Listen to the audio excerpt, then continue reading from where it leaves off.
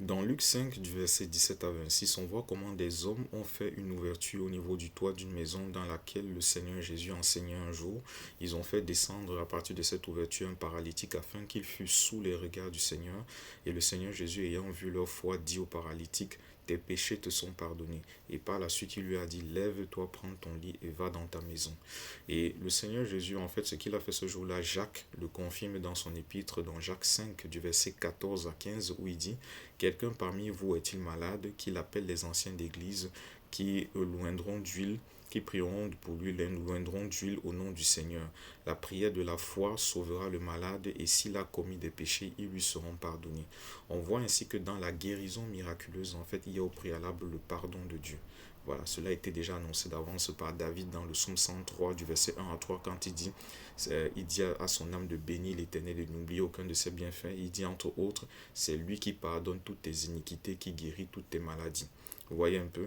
Mais là où je veux attirer votre attention, c'est que dans Matthieu 6, du verset 14 à 15, le Seigneur Jésus dit, si vous ne pardonnez pas aux hommes leurs offenses, votre Père ne vous pardonnera pas.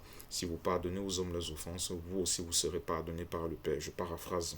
Donc ça veut dire que, puisque le Seigneur Jésus ne peut se contredire, ceux à qui il a accordé la guérison miraculeuse, voilà, et qui induit au préalable le pardon de Dieu, ça veut dire que ces personnes-là, en fait, avaient au préalable pardonné, en fait, à ceux qui les avaient offensés, ou du moins étaient disposés à pardonner, parce que le Seigneur a souvent salué la foi.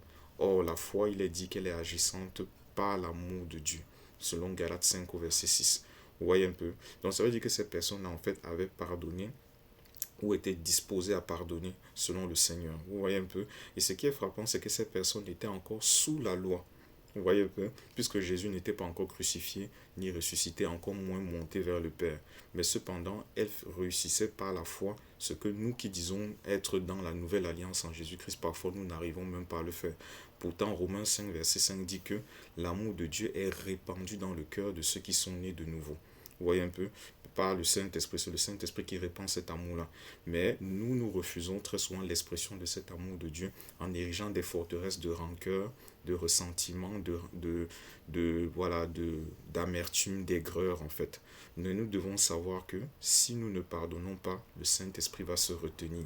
Vous voyez un peu? Parce que Dieu ne peut se contredire, le Seigneur Jésus ne peut se contredire. Et le Saint-Esprit est là pour rendre témoignage de lui. Voilà. Donc nous devons pardonner si nous voulons voir le Saint-Esprit agir selon le standard de Dieu. Fidèlement en Christ, je vous salue.